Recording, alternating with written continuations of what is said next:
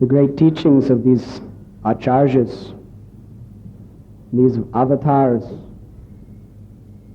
have by their own example, by their words and by their writings, appeal to all of us to take this Krishna consciousness very, very seriously in our life.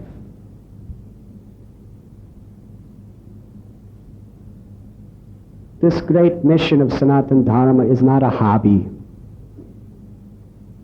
It is not something we put aside for entertainment whenever we have time.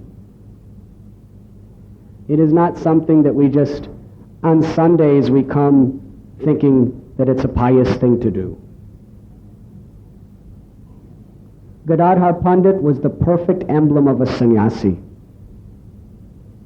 who dedicated everything in the loving service of the Lord.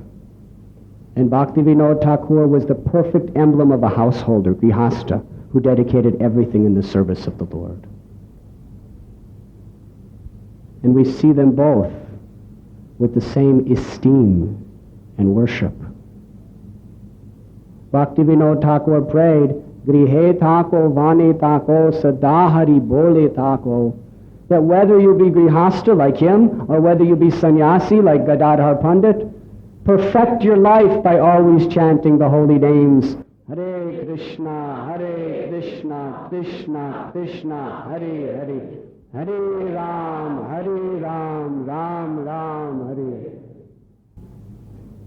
We must take it very seriously. We must integrate our spirituality with every aspect of our life.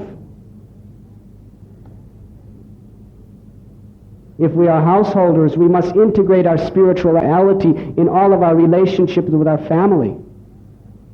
If we're businessmen or government officers, whatever we may be doing, we must somehow or other, through our consciousness, integrate our bhakti, our devotion to Krishna, into our work. If we are sannyasis or brahmacharis, we must know that 24 hours a day I must be menially trying to induce people to come closer to Krishna. Human life is meant for self-realization. Religion today, most people take it very casually. They practice according to their convenience. But the great acharyas, such as Bhakti Vinod taught, the intensity and determination by which we should make Krishna the center of everything we do in our life. And we should be willing to do anything or reject anything if it helps us to come closer to pure devotion to Sri Krishna. In this way, our life and our death become perfect. Because after all, we are talking about the disappearance of these great souls. It is a matter of time till we also disappear. Death is inevitable, today or tomorrow. These great souls have taught us how to live and how to die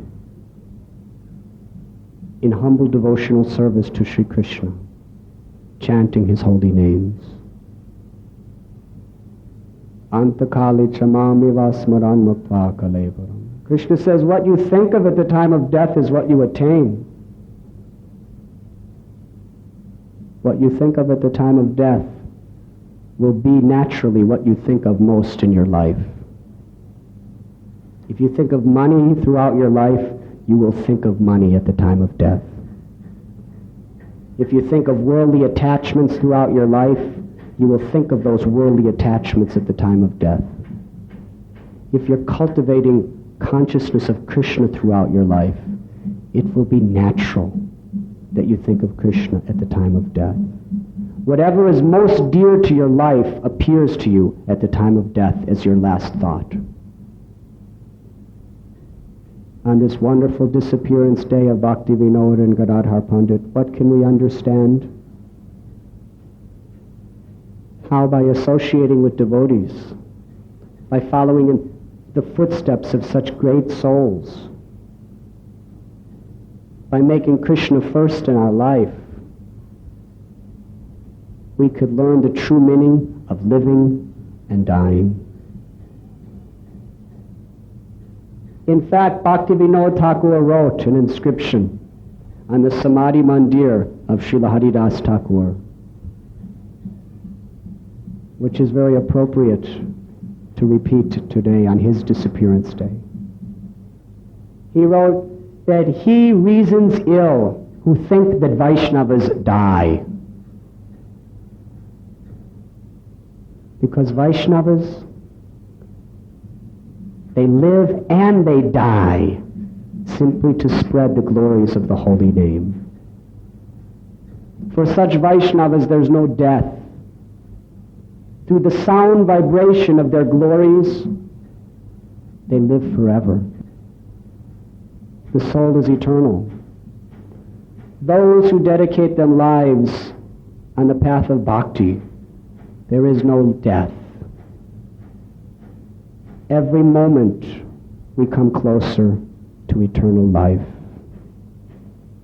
So therefore there is no fear of anything but offending the devotees and forgetting Krishna. Devotees don't fear any material hardships, nor do they fear death itself. To forget Krishna is spiritual death. To remember Krishna is eternal life.